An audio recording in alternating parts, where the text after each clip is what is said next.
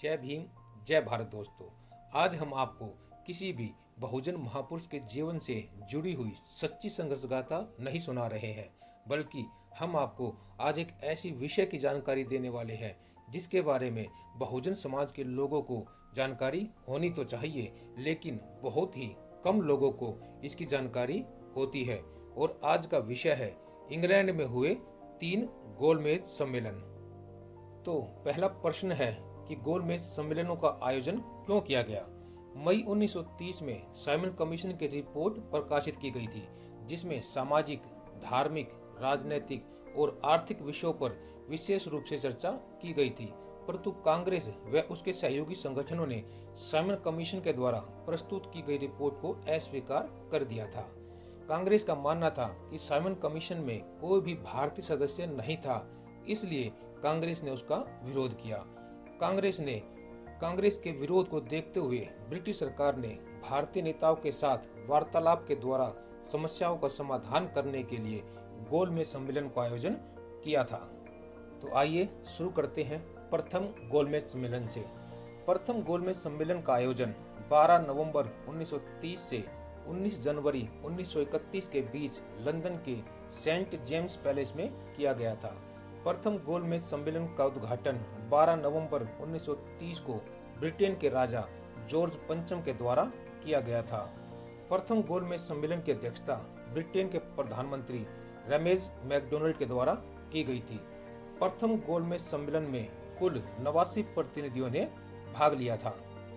प्रथम गोलमेज सम्मेलन में 16 भारतीय राजाओं ने व सिखों की तरफ से सरदार संपूर्ण सिंह ने, अछूत समाज की तरफ से बाबा साहब अम्बेडकर व आर श्रीनिवासन ने, हिंदू महासभा की तरफ से जयकर व BS मुंजे ने, मुस्लिम लीग की तरफ से मोहम्मद अली जिन्ना व आगा खां आदि ने भाग लिया था। प्रथम गोलमेज सम्मेलन में कांग्रेस ने भाग नहीं लिया था।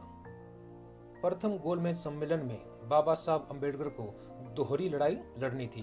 भारत के लिए स्वराज की मांग करनी थी तथा अपने 8 करोड़ अछूत भाई बहनों के पांव में पड़ी छुआछूत और सामाजिक अन्याय की बेड़ियों को भी काटना था।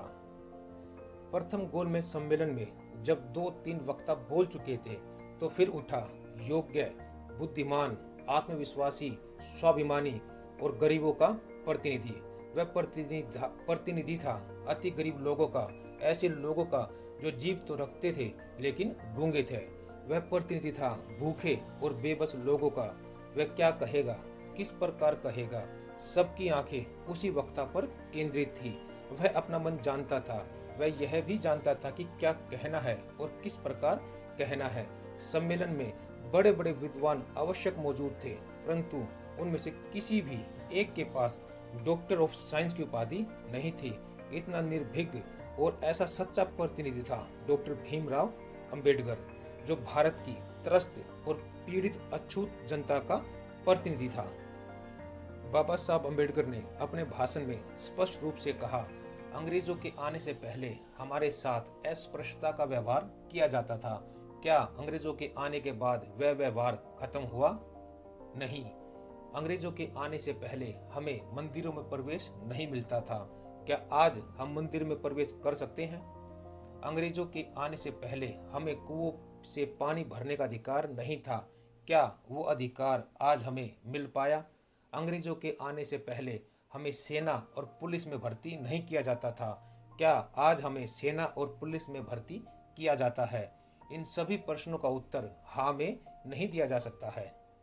हमें अब स्वराज चाहिए। अछूत समाज को राजनीतिक अधिकारों के साथ चाहिए।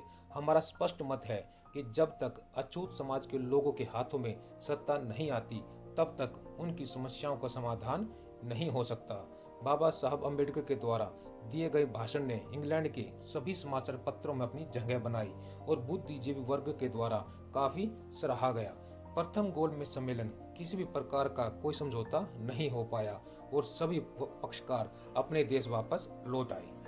5 मार्च 1931 को महात्मा गांधी और लॉर्ड इरविन के बीच में दिल्ली में एक समझौता हुआ, जिसे इतिहास में गांधी इरविन समझौता कहा जाता है। इस समझौते में महात्मा गांधी ने सविनय अवज्ञा आंदोलन वापस लेने और दूसरे गोलमेज सम्मेलन में शामिल होने के लिए अपनी सहमति दी और अन्य मुद्दों पर भी समझौते हुए थे। अब द्वितीय गोलमेज सम्मेलन। द्वितीय गोलमेज सम्मेलन का आयोजन 7 सितंबर 1931 से 1 दिसंबर 1931 के मध्य लंदन में आयोजित किया गया। द्वितीय गोलमेज सम्मेलन में कांग्रेस की ओर से महात्मा गांधी, मदन मोहन मालवीय, सरोजनी नायडू, एनी बेसेंट आदि ने भाग लिया था। द्वितीय गोलमेज सम्मेलन में मुस्लिमों की ओर से अलग निर्वाचन मंडल की मांग की गई, जिसे महात्मा गांधी के द्वारा स्वीकार कर लिया गया। लेकिन जैसे ही बाबा साहब अम्बेडकर ने निचले वर्ग के लिए अलग निर्वाचन मंडल की मांग की, तो महात्मा गांधी के द्वारा इसका विरोध करना शुरू कर दिया गया। महात्मा गांधी और कांग्रेस, जो मुस्लिम लीग की 14 सूत्रीय मांगों को मानने से इनकार कर चुका था, उन्हीं 14 मांगों को महात्मा गांधी ने लंदन में अचानक से मान लिया और मुस्लिम लीग के सामने ये बात रखी कि आप अंबेडकर के द्वारा अछूतों के लिए जो पृथक निर्वाचन मंडल की मांग कर रहे हैं, उसका विरोध करना होगा और हम आपकी 14 मांगों को समर्थन देंगे। रात को तो मुस्लिम लीग के नेताओं ने हाँ बोल दिया, लेकिन सुबह होते ही मोहम्मद अली जिन्ना ने सबसे पहले महात्मा गांधी के द्वारा चली जा रही चाल के बारे में सबको बता दिया, जिससे बाबा साहब अम्बेडकर के सामने सारी सच्चाई आ गई। बाबा साहब अम्बेडकर के संघर्षों के बाद मिल रहे राजनीतिक अधिकारों को किस प्रकार महात्मा गांधी खत्म करवाना चाह रहे थे, यह सब आपके सामने है। द्वितीय गोलमेज सम्मेलन में किसी भी नतीजे पर नहीं पहुंच पाया, इसलिए इंग्लैंड के प्रधानमंत्री ने सभी पक्षकारों से एक शपथ पत्र लिया कि मेरे द्वारा लिया गया निर्णय आप सभी को मंजूर होगा। यह शपथ पत्र महात्मा गांधी के द्वारा भी दिया गया था और द्वितीय गोलमेज सम्मेलन को बिना किसी निर्णय के 1 दिसंबर 1931 को समाप्त कर दिया गया। 16 अगस्त 1932 को इंग्लैंड के प्रधानमंत्री के द्वारा सांप्रदायिक पंचायत की घोषणा कर दी गई, जिसके तहत मुसलमानों व सिखों के साथ साथ अछूत समाज के लिए भी अलग से निर्वाचन मंडल का प्रावधान किया गया था। लेकिन जैसे ही महात्मा गांधी को इसकी खबर मिली, उन्होंने आमरण अनशन करने की धमकी दी और इंग्लैंड के प्रधानमंत्री को पत्र व्यवहार भी किया कि अछूतों को पृथक निर्वाचन मंडल ना दिया जाए।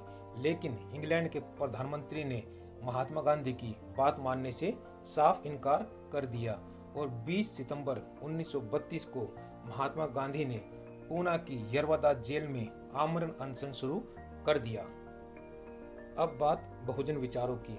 आप लोगों ने सुना कि किस प्रकार बाबा साहब के संघर्षों के बाद राजनीतिक अधिकार अछूत समाज के लोगों को मिल रहे थे। उनको खत्म करवाने के लिए किस प्रकार का षड्यंत्र रचा जा रहा था। कोटि कोटि नमन है बाबा साहब अम्बेडकर को, जिन्होंने अपना सब कुछ बहुजन समाज के लिए निछावर कर दिया। इस वीडियो के नेक्स्ट पार्ट में आप लोगों को बताया जाएगा कि इंग्लैंड के प्रधानमंत्री ने सांप्रदायिक पंचायत में अछूत समाज के लोगों को क्या क्या अधिकार प्रदान किए थे और आखिर क्यों इस सांप्रदायिक पंचायत के खिलाफ महात्मा गांधी ने आमरण अनशन किया और वो क्यों बाबा साहब अम्बेडकर को पूना का समझौता करना पड़ा।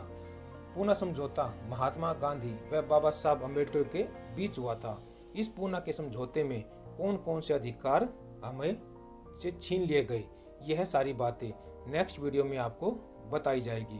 तो नेक्स्ट वीडियो में आप लोगों से फिर मुलाकात होगी। जिन साथियों ने चैनल को सब्सक्राइब नहीं किया है, वो चैनल को सब्सक्राइब जरूर कर ले और बेल आइकन को ऑल पर सेट कर ले, ताकि हमारी वीडियो सबसे पहले आप लोगों तक पहुंच सके। बहुत जल्द आप लोगों से फिर मुलाकात होगी। तब तक के लिए जय भीम, जय भारत।